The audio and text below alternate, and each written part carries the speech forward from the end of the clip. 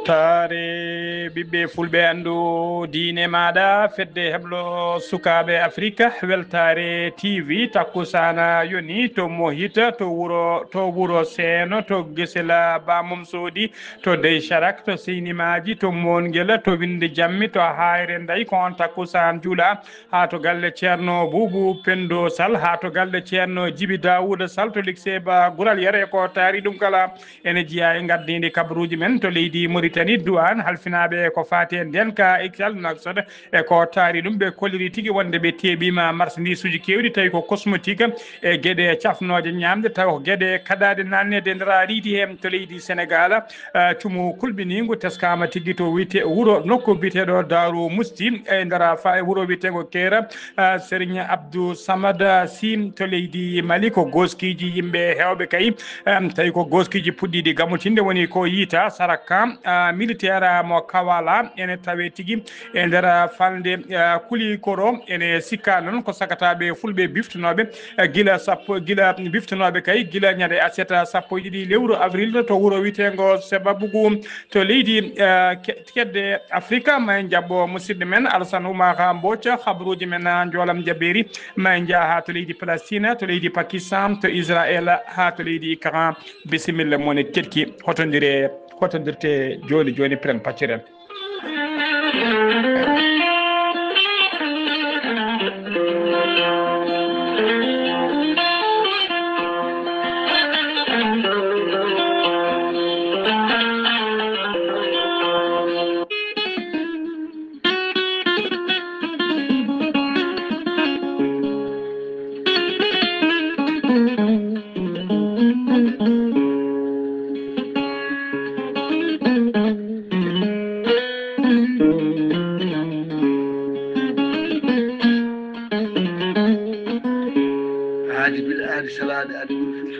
salade aadi ɓuuri firtude aadi ceerno Amadou Tidiane Diallo gorko mo melga wuuro jinneji wi ko firtata aadi mo adude jayde weltare ɓiɓɓe fulɓe andu diine maɗa weltare TV gorko mo melga wuuro jinneji ko wittiyanke leɗɗe ko safriyanke safruji fina tawa jaadiɗo ɓala waɗa donawal kala ceerno Amadou Tidiane Diallo Allah ne rokkimo luɓiromo gandal omo safra rafiji kewɗi ɗi jiida ciirol gorko mo melga wuuro jinneji ne yawran ɓen wonduɓe koyɗe musoje ɓalli ƴakkoji ɓalli musoji keceje musoje weddaɓe korte wonduɓe dabaruji gorko mo melga wuuro jinneji en yawran ɓen wonduɓe prostate fiɗaɓe usraɓe gorago e yawɓe yitade koye mumen kala ceerno Amadou Tidiane Diallo gorko mo melga wuuro jinneji dendagal rafi mbawɗa wondude so tawi oɗon maldana ko balle tati o ɓurodirta ɗon mbiya alhamdulillahi rabbil alamina gorko mo melga wuuro jinneji ene andi e dendagal kilineɓe makko e oɗo saaha mo tawe to Nouakchott lamoto ko leydi Mauritanie to leggal bitegal Samia galle makko e stage danejo no huccidi e usine Platra kala jiɗɗo jokkodirde e makko numéro leydi Mauritanie mbatta ko 46 94 21 91 numéro makko leydi Fraiso kadi ene yahata banggue WhatsApp mbatta ko 00 336 04 0466 27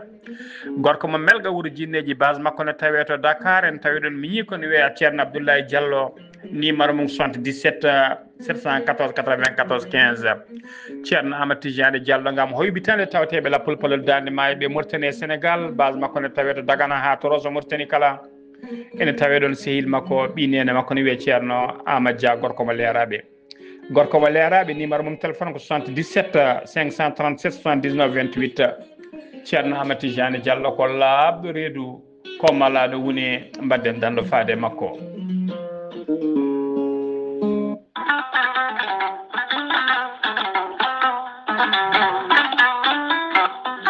kawis mawɗo ekkiɗo hen lekki mbiyaki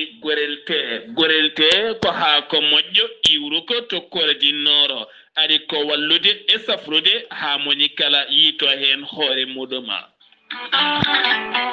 ɓen hutortoɓe gorelte mbi'i alhamdulillah yoga hen ko joguinoɓe ñabboji kawniɗi no feewi yoga e docteur e mabɓe kolliti hol o safara mon jiituɗon a neɗɗo toƴiɗo joguiɗo AVC jogui cardiaque ƴiƴam dogata e ɓanndu mum ɓanndu jaaɗoru ɓanndu wuloru prostate yoga ñabbuji goɗɗi kala hay janowo kala mum de so jokkondire gorelte ma yiito hoore muɗuma gorelte ko haako moƴƴo iwru ko to kordi nooro ari ko wallude e safrude haa moni kala tina hoore mum a yittat ko jamireɗa mbaɗa e ndiyam ngulɗam aɗa yara aɗa yiito cellal ɓanndu maɗa so tawi jiɗɗa ko hebde ko laaɓi ko fati gorelte jahata koto site maɓɓe internet a mbaɗa www.gorelte ma janggan 643 29 22 96 so tawi noon gonɗa koto Mbour jokkodirta koye Saydou Ndaw 77 388 21 88 so tawi noon gonɗa koto Ndendori jokkodirta koye Salif Diallo 77 901 74 67 so tawi noon gonɗa koto Kaolack jokkodirta koye Khadidiatou Guissé mbatta ko 77 693 55 12 so tawi noon gonɗa koto Jimbe jokkodirta koye Amadou Thioban mbatta ko 77 428 85 88 so tawi noon gonɗa koto leydi France jokkodirta koye Harouna Ngayda 06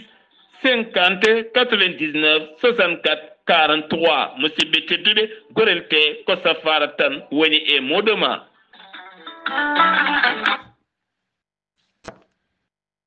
hettude kaburuji mon e ɗemgal pula Afrique Asie Europe Amérique Moyen-Orient Océanie jam ñalle moon musidɓe tedduɓe eɗen gone alarba nogas e tati lewru avril hitande ujunnaje ɗiɗi e nogas e joyya habaruji moon e ɗemgal pular e sawte ko musidɗo moon sehil moon haali Abouba to karallagal ha mbawon yiide en to banggue nate ɓosoje ko miñi men sehil men Saydou Abouba hono no mbiruɗen gardini kabaruji men koto leydi Mauritanie puɗorɗen to leydi Mauritanie unité du bureau de recherche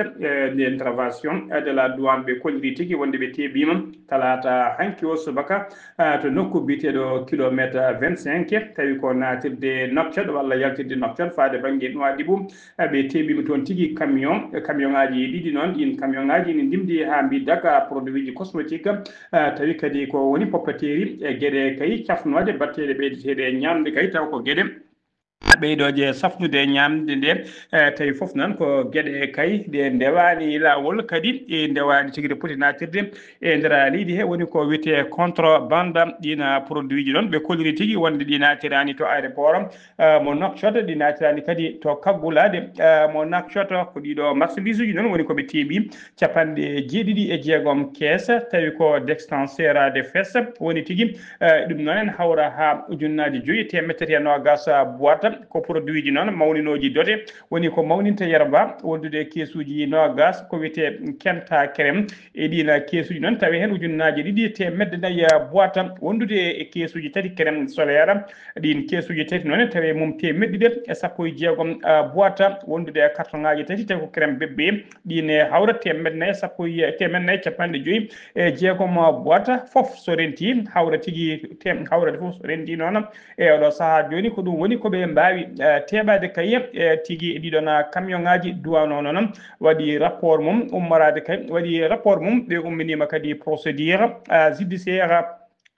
fof noon ko yibade kay haɓade kay ko fate fraude e rende kay ko fate consommateur e gueɗe kay ñameteɗe tawi ko ñawnoje walla gueɗe kutorteɗe tawi ko gueɗe ñawnoje walla baroje nder leydi ha joni ko leydi Mauritanie keddorɗen e nder waktuji nogas e nayyi cakkitiɗi ɗi woni dernière 24 heures police Mauritanie walla Nouakchott holliri wonde ɓe teɓima sagataɓe tato kay ɓen sagataɓe ɗon koɓe keptinaka e nder leydi he woni tigui ɓeɓe donki andude holto jiiya équipe ji noon tawi ko état civil gaddama kay ƴetti ko wiyete empreinte uji mabɓe digital beele kay ine ande hol mabɓe so tawi koɓe ɓurtannaɓe walla ala e nder lusgoji he noon goto e mabɓe nangganoɓe sappo nanggaɓe hen goto tawama e jaati ko murtannaji woppitama jeenayo heddiɓe noon cuwa tawa andede so holto ɓe jiiyam kono tigui ɓe kolori kay ko ɓe kamɓe noon koɓe kolorita koɓe yedduɓe ha suuri ladde wonde ɓe gona hoɓɓe koɓe muritannaɓe laamu leydi Mauritanie noon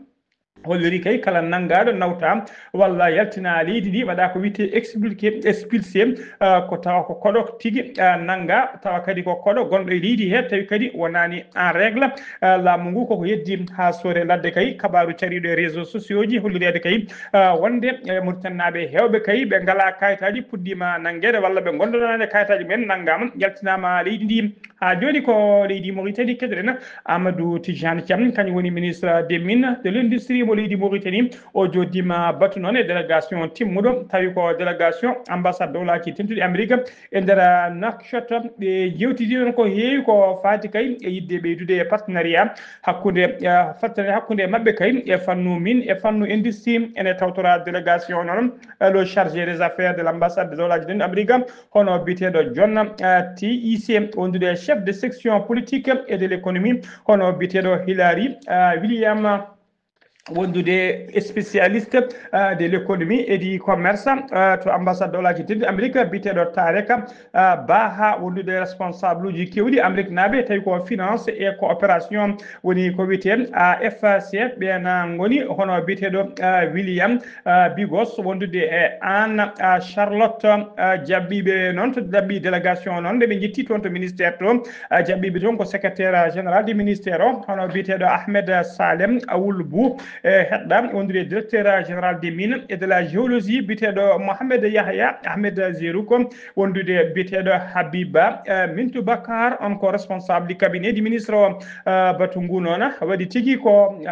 ko balɗe seeɗa kay caggal nde fuite goto wanno tawi ko fuite décret mo Donald Trump sifno on fuite on décret ɗon ko lidde kay wonde ɓoyata e wiide Donald Trump ɓoyata kay yoga e ambassade uji wondude consulat ji tawteɗi e nder Afrique subsaharienne tawi kadi koɓe kewnani ɓe gartam no fewi koko uddoɗiɗi ha laaɓa ha joni ko leydi Mauritanie keɗoɗen Zeynil Abidine ko président des patronat mo gendi Mauritanie o heeɓi tigui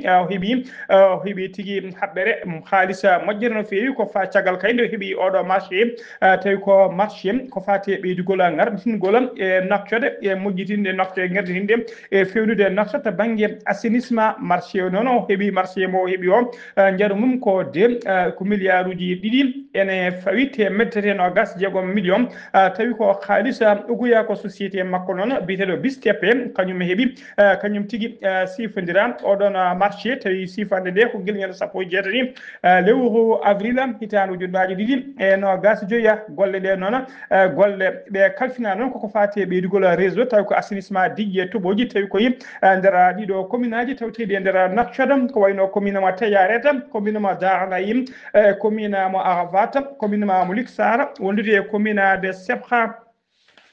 ha joni ko leydi Mauritanie keddoɗen oɗon ta joni koye on fannu keddo oɗo programme noon tawi ko programme d'urgence de modernisation yidde hestinde wuuro Nouakchott ngo jaaru golle ɗe foof ko 57 milliards tawi ko haalisa ugoya e limore hen hinne nde ko projet noon mo hoorejo leydi ndi ɓuuri kay wattude hakkille mum no fewi mo darni kay no projet o golle ɗe jaari hano hannirta ni ha joni ko leydi Mauritanie keddoɗen Mohamed Ould Abdel Aziz gonnoɗo hoorejo gendi Mauritanie taweteɗo ɗo saaha kala e nder kasoji tawi ko tumaɗo kay ko fati e mbuñari e ɓurtingol ngalluji kewɗi e nder leydi hen ñalawma hande o darima tigui yesso juge de tribunal amo Nouakchott ma en gartu on kabaru noon ñalawma janggo o so tawi kay en keeɓi hen ko ɓuuri yaaji en ha joni ko leydi Mauritanie keddoɗen jeen ha toon to Guidy Maka jabɓuɗen musidɗo men sehil men correspondant men Zakaria Samba Dia salminama juurama. jamala ñalma bandiraɓe tedduɓe hettiyankoɓe weltare TV Ghali Abouba golle men jooɗi peewi mertande compital men ɗo e nder diwan meɗen guiɗi makko ɓuuri tengtuɗo en ɓe jahata toon to commune mo Gouray en jahat to wuuro meɗen Boutan chairman Idrissa Oumar Diallo khalifa tedduɗo mo Boutan o waɗi jillu to leydi meɗen Sénégal taw kadi ko jillu ko fate banggue diine e jokkere enɗam ngo waɗi kanko ceerno meɗen ceerno Idrissa Oumar Diallo kanko e sette makko timmuɗo ɓe gumimi Boutan yaɓande toon to leydi Sénégal Gouray ɓe ndewi noonne kadi ɓe lumbi e payi koto wuuro meden e bakkel be jabbama don jabbungal badngal fayida no fewi kanyum e dade almubbe bel ona dum ko be jabani ko to nguran wuro gondon wiite ko nguran taw kadi ko e falde bakkel jabbi mama be ton Ceerno Adama Samba kanyum e dental mudum e dendangal gure taariide nguram be koliti weltare mabbe no fewi e ngal do garal Ceerno Idrissa Oumar Diallo e madi dum do e butanda yabande ton to nguran Ceerno Adama Samba wi kanyum wonande wuro ngo e dendangal gure taariide ngural ben dañi weltare timmude no fewi e gargol Ceerno Idrissa Oumar Diallo don e nguran wonande holti kanko Ceerno Adama Samba dum do ko Ceerno Idrissa Oumar Diallo wadi do rewi tan ko do Ceerno men Ceerno Khalid ibn Oumar Ly e gurdam mun no wurduno ni kanyum ne wurno tan ko e jokkere endam janginde deftere Allah teddunde nde e jokkere endam nonne kedi e wallude yimbe be no gurdi gurdam mojjam ko dum wonno gurdam Ceerno Khalid ibn Oumar Ly holiti Ceerno Idrissa Oumar Diallo ha joni ko e ngon felo tan woni ko yabbi kanko Ceerno Idrissa Oumar Diallo janginde deftere Allah teddunde nonne kedi e nyotondirde lejji di enam yo yimbe be nangodir yo ngon gotum yo toppide ko fate bangi e diine mudum kanko Ceerno Adama Samba holiti weltare makko mawdu wonande taarindi ndi fof ari jabbade Ceerno Idrissa Oumar Diallo non kadi kolti weltare mabbe timmunde e ngal do garal ngal gandanda horma Ceerno Idrissa Oumar Diallo wadi dum faade e der leydi meden Sénégal tengti e gondon wuro wiete ngo nguran o do sa jonen bandirabe fof kolliti weltare mudumen e ngudo jillu jokkere endam e l'islam wonande tan be mbadi hen jewte badde fayda no fewi hirjindi yimbe yo jangu defteral teddunde hirjinde faate bang e diine mudumen nonne kedi be matindori wadde du'uji faade e leydel de ala data dejre kisal nonne kedi be nduoni mo wonande galleji di ha hebi danniyankobe nde Allah wadata newyaji suturaji kam e yaajende Zakaria Samba Dia be kera ngam ayawo weltare TV. Zakaria Samba Dia golle ma jodi pewi sernabe be yobe tinno hoto be jijjida hen sernabe yobe tinno hoto be jijjida hen e duawuji mabbe hoto be jijjida hen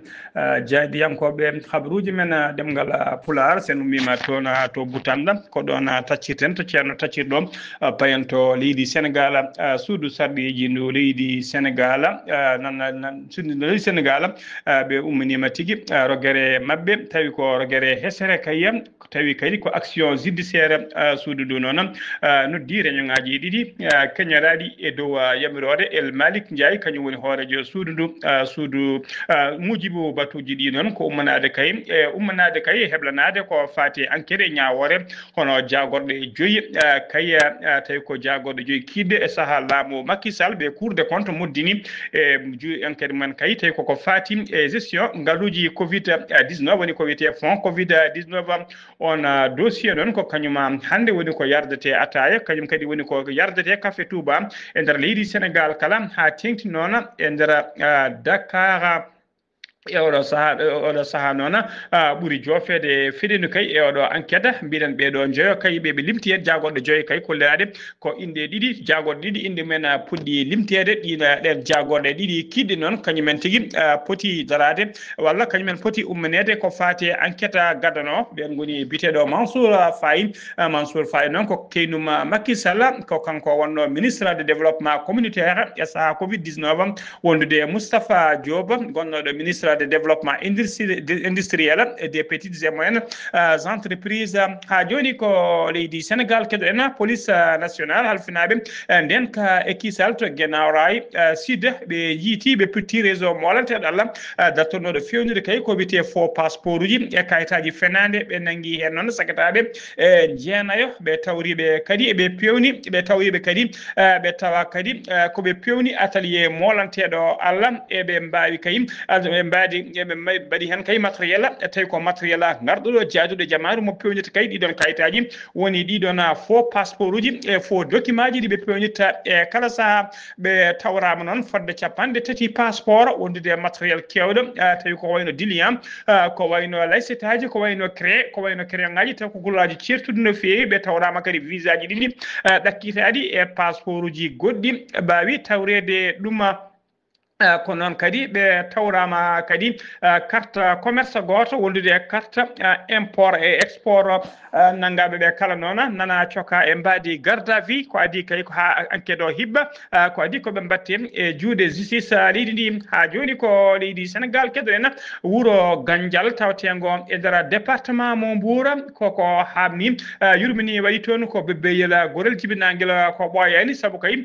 tawama e maggel hay jaadiɗo tawama e maggel itta taw taƴaka tawa ngel tawa noon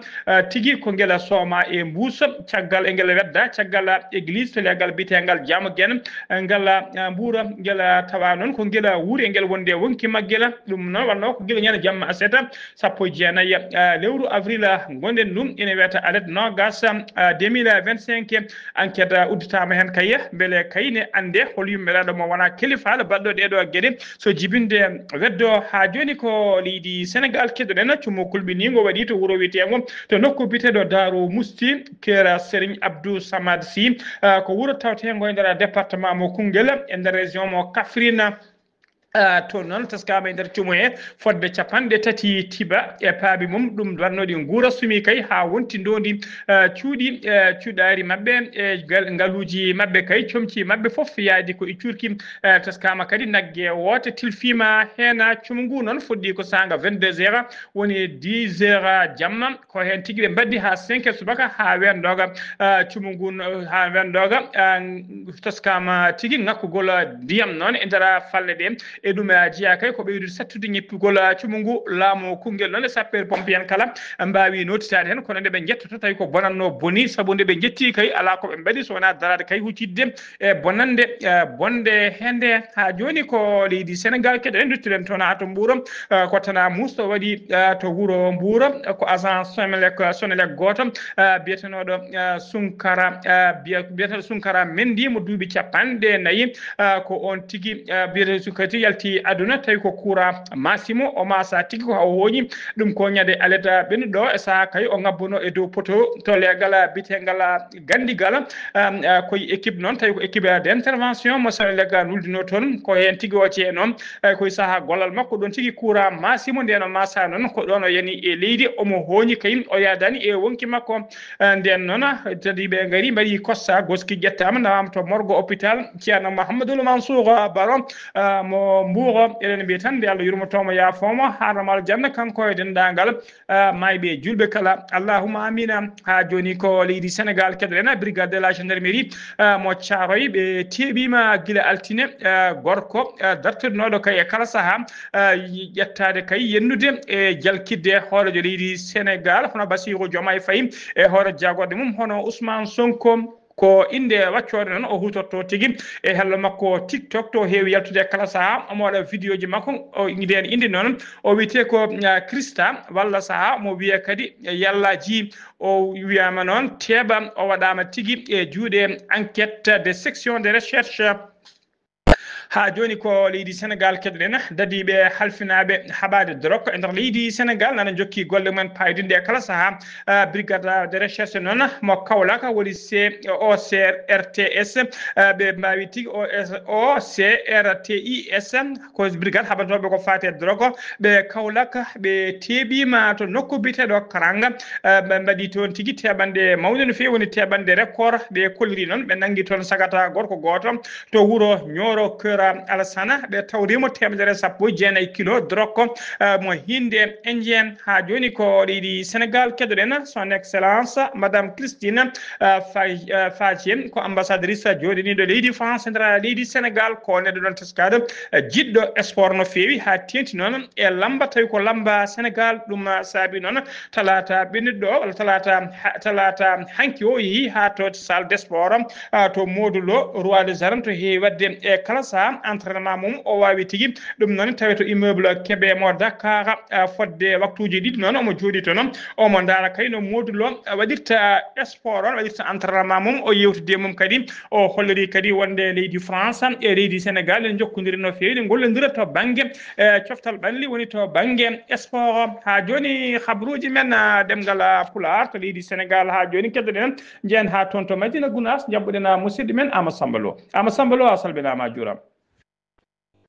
Waleykum salam wa rahmatullahi taala wa barakatuhu haali Abouba mi saminima kadi mi juurimama mi samini dendagal bandira coɓe weltare TV weltare ɓe fulɓe andudidema haala Aboubacry kabaruji men ɗo e nder wuuro Tittongo Madina Gounass ha joni ko ala haalida ka kalten kono noon ko fewti e ɓen sappo pompier en jokkodiri e mawɗo mabɓe o holliri so wallahu lamɗo jaaɓi fodde dugƴiɗi jawtuɗi kala daka yonti ko cengle nayyi ɗe kala ɓe waɗa ɗon base mabɓe wadde noon funnague hirnague rewo worgo kala hen nokku base mabɓe nan ɗon kamɓe sappo pompier yo aldandu so woni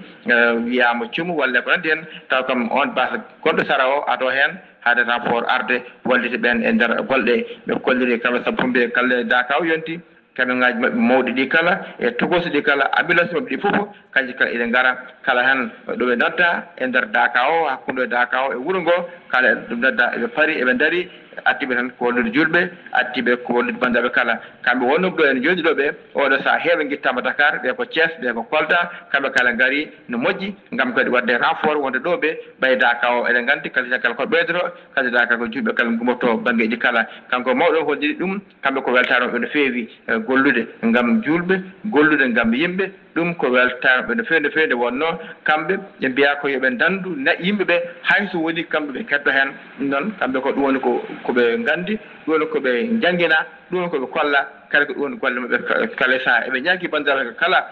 e wuuro ngo jiiɗo accident walla cumbego ndi hen so noddi 18 tan kala ɗo mbawi wonde ɓe noota soɓe notima ɗon ɗen mbawa yettade gam etade safrude nden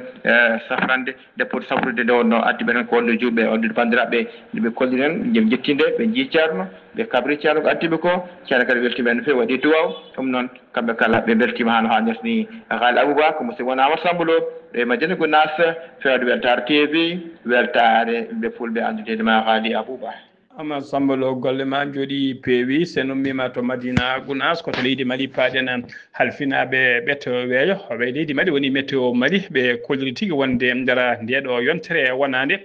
tuggino gas e ɗiɗi ha no gas jeeɗi lewru avril gonɗen ɗo ɓe kolliri ma teske tigui asman tawi ko asman kewɗo duule kay ma teske nder jokoli leydi Mali kala tawi kadi ɗeɗo balle kala poussiére o kay ma nattu walla ma gasa ha laaɓa température noon ɓurɗi kay famdude e nder leydi he ɓe kolliri ko ma ya no gas e ɗiɗi ha no gas e jeetati degré tawi ko ɓurɗi famdude woni température minimal ɓe kolliri noon koto région du nord to tawi koto banggue to nokku biteɗo tawdu ni ko toon tigui jammaji ɗi ɓurata dakmude ɓurata semorde no fewi to banggue nguleyki ma ɗum semoro no moƴƴi no fewi ɓe kolliri ñalawmaji ɗi noon on banggue ma température ya 37 ha 46 degré so tawi ko région de Hay e région mo Gawo ɗin région ngaji noon ko teskaɗi tigui ko ɓurɗi wulde e nder leydi Mali kala ma nguleyki jokko toon ha oɗo saaha joni ɓe teskiɓe tiri noon ko ɓuuri teskede kayim ko toɓoji gadani kayim ma tini e nder yoga e nder ndeɗo yontere on tigui no gas e tati ha ñalawma hande o ha aljuma no gas e jeegom lewru avril ma toɓoji gadani kayim teske e nder yoga e nokkuji ha tengti noon ko wayno zone biyeteɗo zone méridional walla ko wiyete zone centrale e nder leydi he ko wayno to Sikasso to Bugoni to Dioyla to Kita to Kulikoro to Mopti to Ségou ha e nder région mo Kuccala kala ma toɓoji tesketen tugui kay ñalawma hande o ɗo ha no gas e jeegom lewru gonɗen ndu ko leydi Mali ha joni keddoɗen la direction des écoles militaires mo leydi Mali ene habra dendagal Mali naɓe wonde concours woni kawguel taw ko d'entrée à l'école militaire inter-armée woni ko ɓe mbiyata MIA mo Kulikoro session 2025 tawi kawguel ngel mbaɗata hitande hikka nde kawguel ngel noon ɓe kolliri ɓoyatama fuddo tawi kadi ɓe ƴettata ko yimɓe tawa ko yiɗɓe dadade kay tawtoyde koninkoɓe leydi ndi ɗum noon kawgel ngel noon ene bisma hen kala kay malinajo debbo hen noon e gorko tawi tigi noon jomum ko famdi kala ne jogui duuɓi sappo e jeetati so heewi jogui ko duuɓi nogas e jeegom tawi kadi jomum ko célibataire hay ɓinguel gotel ala kolliri noon matiére uji so tawi ko matiére uji noon namdade e kawgel ngel ɓe mbaɗa ko wiyete dissertation ma waɗe kadi ko wiyete culture générale so tawi ko matiére uji scientifique noon ɓe mbaɗat toon kawgel ngel watte hen ko mathématique wondude e physique chimie date de dépôt fate joƴƴingol kayitaji ɗum fuɗɗoto ko altine no gas jeetati lewru avril gonɗen ɗum à partir de 8h subaka so tawi ko date uddugol kayitaji ɗi ko ñande aljuma ɗiɗi lewru mai dartondu sanga 16h so tawi noon koko fate ñalawma kawgel o watte ɓe kolliri ɗo e yeeso mabɓe ɓayyina date muɗum ha joni ko leydi Mali keɗoɗen Mamadou Touré ko président de la fédération malienne de football woni président fema foot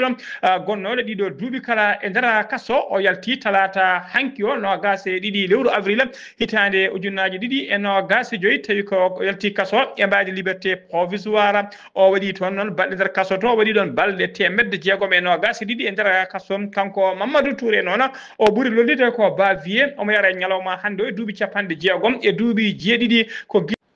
kanko noon ko gila lewru août 2023 ko gila ndeno o nangono tawi kadi o nanguino ko tumede kay ko fati détournement woni tigui dirtinde koppereje kewɗe no fewi kene ƴiime kay ha nogas e jeetati million taw ko halis dollar e ɗum ƴiime noon ha nogas e nayyi piccal capanɗe nayyi e ɗiɗi million taw ko halis euro ona halis mo tuma noon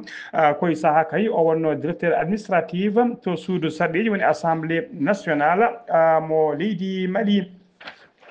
kanko noon ko kanko woni ha e oɗo saaha joni kanko woni tigui hoorejo catala bitengal fema foot deuxiéme makko mandat noon ardade fema foot e ngan sanga nde o suɓete nde taw mo woni e nder ona kaso ko kanko heeɓi ko wiyete liberté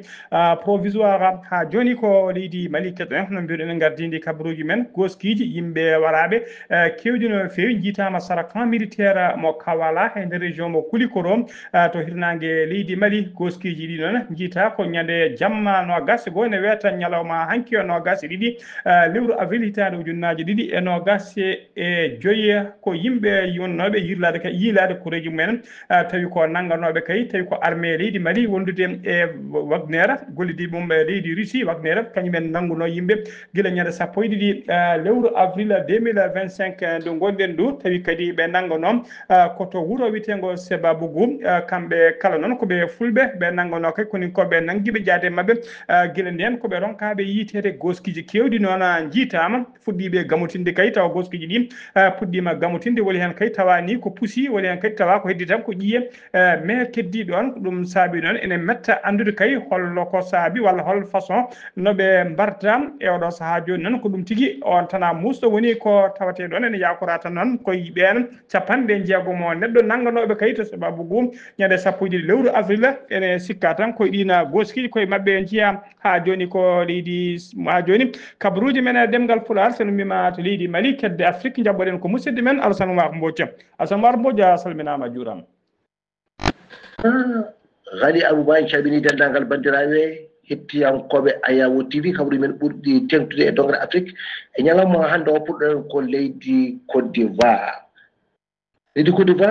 Tidjani Thiam dey ko sonndumi ko ene wayno dey ko ƴiwonde ene wayno taw kadi ƴiwonde nde ene mbawi wi tan nde sayi saabi ɗum noon ko kanko noon o ittama e doggol yinnoɓe kay tawtorede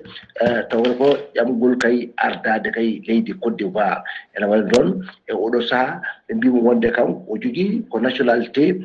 française e oɗo saaha ɗum noon o wawata kadi jeeyede kay e ɓen yiɗɓe ardade hono leydi ndi ɓe tawno wonde e ɗum noon ɓe mbi wonde tumnorɗe mabɓe ɗe jaɓani wonde kay joguiɗo kay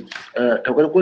mo nationalité ono français fodde duuɓi 15 ene wonde oɗon jeetaka e ɓen yiɗɓe ardade hono leydi ndi ɓe tawno on juge mabɓe kay holliti ɗum noon kanko o wona neɗɗo kay taw kadi ko ivoirien e oɗo saaha mo gonɗen nde tawno wonde kanko kam gila e kay e bindetagol mabɓe e ujunaji ɗiɗi e nogas ɗiɗi ɗum noon ko gila nder kay amo andi noon kanko noon o wona e taw kadi ko ivoirien e oɗo saaha ko neɗɗo jeeyaɗo toon to leydi France ngam jogademo nationalité française toon to Guinée Conakry ene wadde laamu saburdu ndu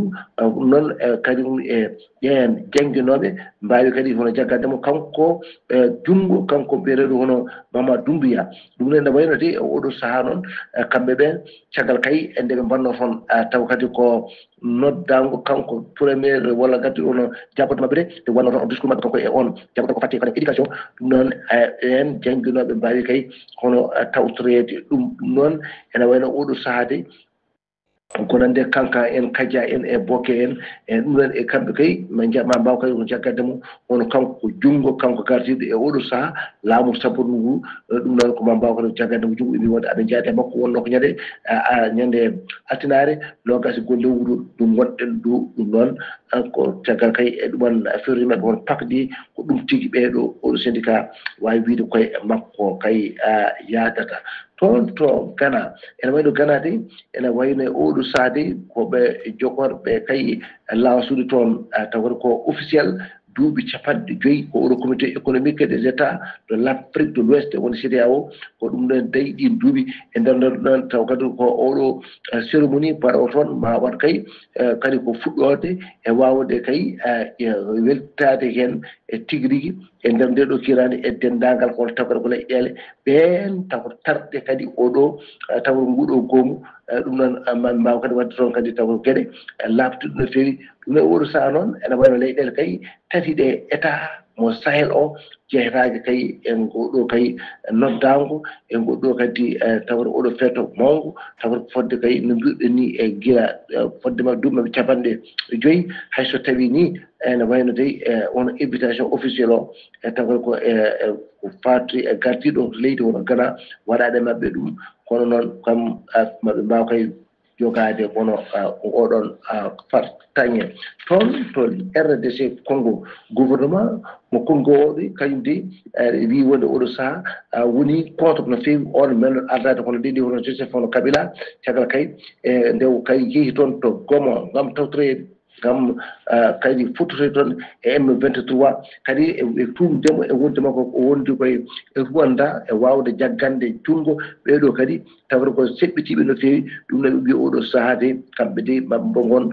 taw kadi ko contre makko no fewi e nder kadi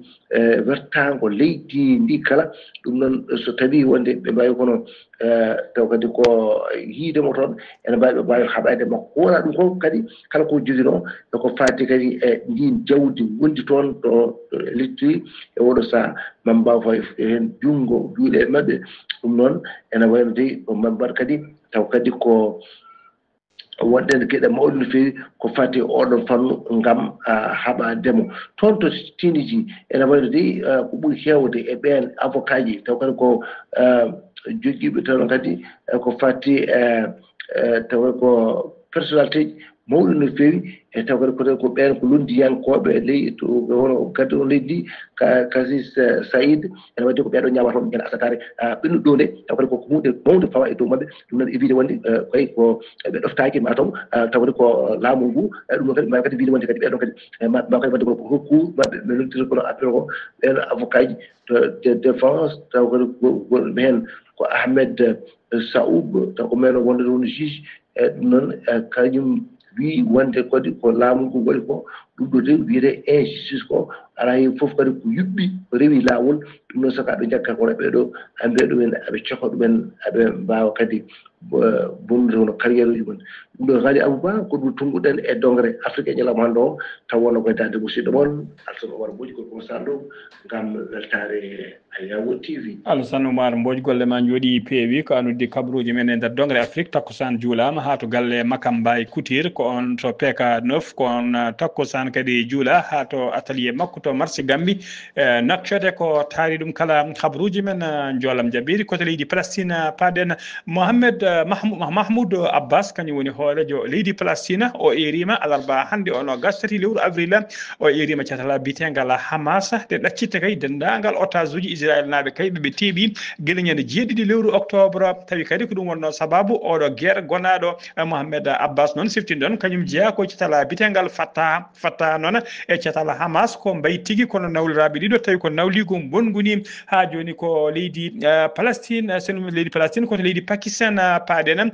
to wuro witego Balochistan ene tawe nder Pakistan ko sagataɓe joguitiɓe kañumen tigui policier tawi ko policier wonnoɓe e nden kay ɓen arnoɓe tawi ko policier ji renanoɓe ɓen arɓe wadde vaccination wadde ñakkoji tawi ko ñakko ko fati haɓade polio ɗum noon e nder ngal pellodiral noon ɓe policier ji ɗi mbasi hen pittali mumen ko gollo noon ɗum waɗi ko alarba hande o ko gollo noon waɗi lawol ɗiɗi kay tuggi altine kay ko campagne tawi ko fate ñakkoji ɗi fuɗɗi ko gollo waɗi lawol ɗiɗi kay ko janguji ne mbaɗe e ɓen tawi ko waɗoɓe ñakko ha renoɓe ñakkugo kala koto leydi Ukraine paaɗen drone armée leydi Russie waɗi bombardement e bus goto nokku bitego Marjanet to worgo leydi Ukraine yimɓe jeenayo tawi ko jolnoɓe bus ɓe e nder jolnoɓe bus ɓe hen yimɓe jeenayo mbasi hen pittali men fodde capantato woɗɓe kay mbarmi hen bus o noon jollu noon nawano tigui ko gollotoɓe e usine walla société goto koto leydi Israël paaɗen armée leydi Israël holliri wonde missile tawi ko missile o beddaɗo ummoriɗo to leydi Yemen faade kay Israël on missile ɓe mbawi tigui machine aji mabɓe tawi ko systéme anti défense mabɓe wawi heɓɓade on missile guila dow haade missile o yettinde fandare muɗum musidɓe tedduɓe gasi ha laabi ceer ko ɗum ɗo wonno komin tonga noon habaruji mon e ɗemgal Pulaar e sawto he ko musidɗo mon sehil mon Haali Abouba to karallagal ha mbawon yide en to banggue nete ɓosoje ko Saydou Abouba kedde Afrique ko Alassane Oumar Bodio to Madina Gounass ko Amadou Samba Lo to Guidi Maga ko musidɗo men Zakaria Samba Sow ɗo e haalirde ko musidɗo mon sehil mon Haali Abouba yo jaam Allah jogomi jogo on